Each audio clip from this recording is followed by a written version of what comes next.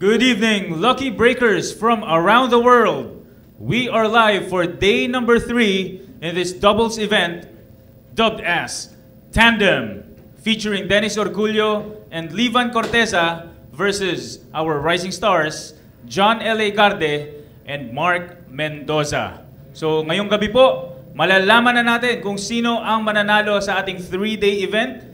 For our day 1, nagkaroon po tayo ng Hill Battle wherein our Rising Stars won with a score of 21-20. Now, kagabi, day number 2 naman, bumawi ang ating Team Legends with a score of 42-38.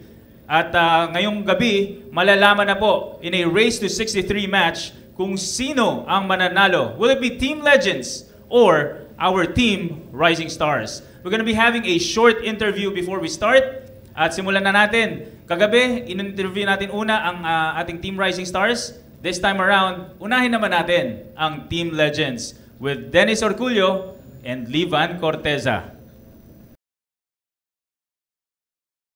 Alright, so unahin na natin si Champ RoboCop, Dennis Orcullo. Kagabi, nakabawi kayo ng sobra, no? With a score of 42-38. Anong naging pagbabago or ano naging adjustment ang ginawa nyo para makabawi for day number 2? Siguro, magandang gabi sa ating lahat, sa lahat ng mga viewers. Siguro yung nakapag-adjust ako dahil nung unang day 1 malamig. So, medyo nanginginig yung katawan ko. So, yung temperatura ng katawan ko hindi maganda. So, bawat tira ko nanginginig. So, yun ang nangyari. So, day 2, so nag-jacket na ako. Sobrang lamig talaga dito. So, medyo maganda yung temperatura kaya nakapaglaro. And then also, maganda yung simula namin ni Livan. And maganda rin takbo ng bola. Medyo pabor sa amin, kaya nakabawi. Alright, very well said, Champ Dennis. At Champ Livan Corteza naman, napansin ko rin kagabi, maidagdag ko lang sa sinabi ni Dennis Orcullo. Nung unang gabi, parang nagkakapaan pa kayo. Although alam ko naman, matagal na kayo nagkakakampi, nagsasama. Pero halos hindi kayo nag-uusap ng day 1 eh. Pero nung day number 2 kagabi, napansin namin ni Romal Morta na kasama ko sa commentary. Nag-enjoy kayo, nag-uusap kayo. So, anong pagbabago yung nangyari? Yun nga, nung first day, iba pa yung laro namin. Tapos yung yesterday, sabi ko sa partner ko na iba yung strategy natin, na kailangan natin ng komunikasyon, kailangan natin mag-usap every shot kasi napaka-importante na to. Then, yung routine namin, nagbago rin kasi mas more na focus na kami sa isa't isa and then teamwork, nandun na, gumagana na. Then, nakapag-adjust na yung partner ko. Ayun, ang sweet nyo nga kagabi, napansin ko sa totoo lang. Mabalik lang ako kay Champ Dennis. Napakarami nating rising stars na dinedevelop ni Boss Perry Mariano dito sa Lucky Break and CSMI. Gusto ko lang malaman, sino sa mga rising stars natin yung nakikita mo na medyo kaparehas mo ng laro at kaparehas mo ng approach, kaparehas mo ng dibdib sa paglalaro, yung tibay ng dibdib, syempre doon ka nakilala eh. May nakikita ka bang isang player na parang nakikita mo yung similarity ng isang Dennis Orcullo? Si Anton Raga. Talagang nakikita naman natin si Anton ay maganda maglaro, pulido. Nandun na yung puso niya. And also si Juan Chua, talagang nakikita naman natin, very hot siya ngayon. Congratulations sa kanyang mga panalo. So yun naman, no? So, at marami pang iba. Alright, same question with you, Livan Corteza. Medyo iba naman kayo ng style ni Dennis Orcullo, no? Ikaw medyo conservative pero pag talagang clutch moments, talagang nagde-deliver ka. May mga nakikita ka bang player na sa Rising Stars natin na kapareha ng iyong approach? Well, napakadami ng mga magagaling sa atin, totoo lang. Unang-una sa lahat, kami nagpapasalamat din kay Boss Perry Mariano na marami siyang ginagawang event at natutulungan ang mga kabataan, which is doon talaga nag-uumpisa. Doon na hinahasa yung mga puso nila. Tsaka, the most important thing, yung unang-una sa lahat, na-expose sila. Kasi yung mga ngayon, mga champions like Chua, Aranas, Anton Raga, sila yung unang na-expose. Pero tingin ko naman lahat, ganun din, matatapang din lahat yan. Basta pag na-expose yan, yun na yun.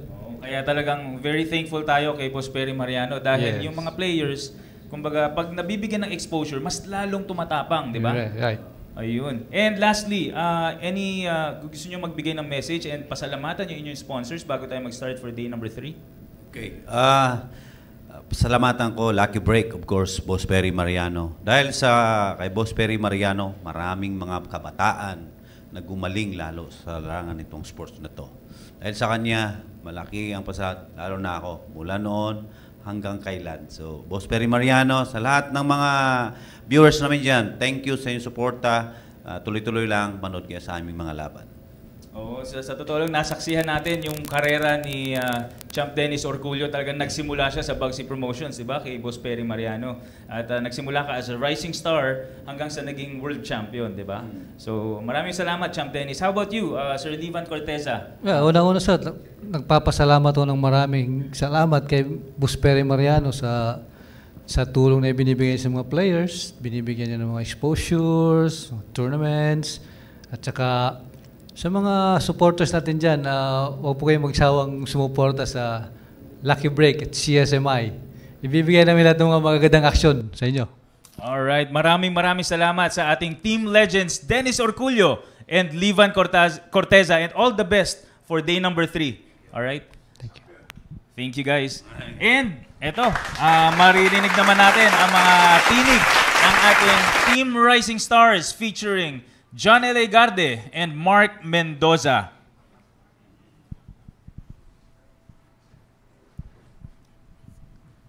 Alright, so simulan na natin kay Big Mac, Mark Mendoza. Mark, ang daming sumusuporta sa iyo over at Facebook, especially yung family mo. Nakikita ko yung mga comments nila.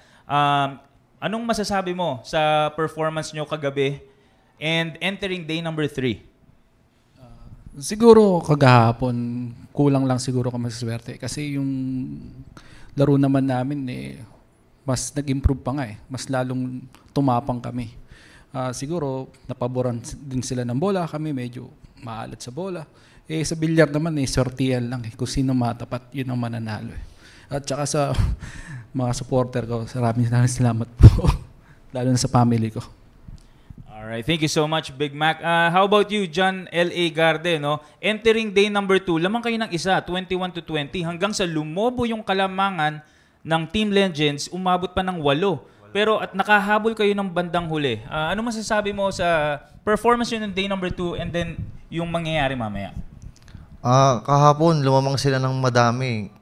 Pero nung bandang huli, medyo sunerte kami sa break. Dahil nung umpisa talagang minsan illegal, walang nahuhulog o ganun. Kaya na-openan sila ng bola. Pero nung huli, kala ko makakahabol kami ng gusto. Kaso yun nga lang, mas napaboran sila ng bola. Kaya yun, nakalamang sila ng 4 nung hanggang matapos yung laban namin. Pero okay naman yung laro namin. Yung may mga error kami pero hindi naman nawawala yun sa kada laro ng bilyar . Laging meron na pagkakamali. Alright, thank you so much, L.A. Garde. And lastly, may isang tanong lang ako sa inyo.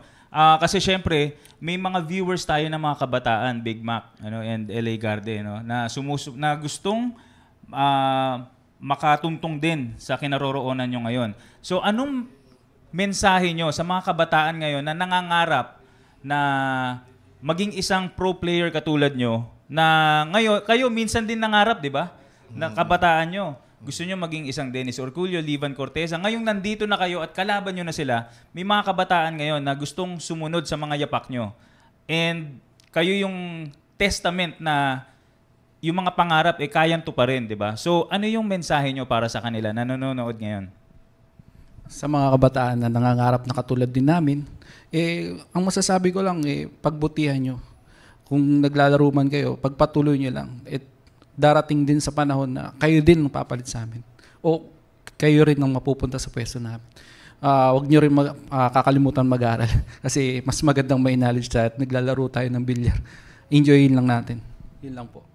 Same question for you, L.A.? Yun. Pag-igihan lang nila mag-ensayo palagi. Focus lang kung goal nila na maging isang professional billiard player. Saka yun, mag-aral kayo. Hindi katulad ako, second year high school lang ako. Mas maganda talaga, magaling ka sa billiard tas may pinag-aralan ka pa. Tas yun, pag may mga pagkakataon na pwede silang sumali ng tournament, sumali sila para kahit papano, maaga pa lang may experience na sila sa mga laban. Alright, maraming salamat sa ating Team Rising Stars. Alam ko guys, excited na kayong mapanood ang ating day number 3, kaya hindi ko na kayo paghihintayin pa. Simulan na natin ang day number 3, only here at Lucky Break Billiards.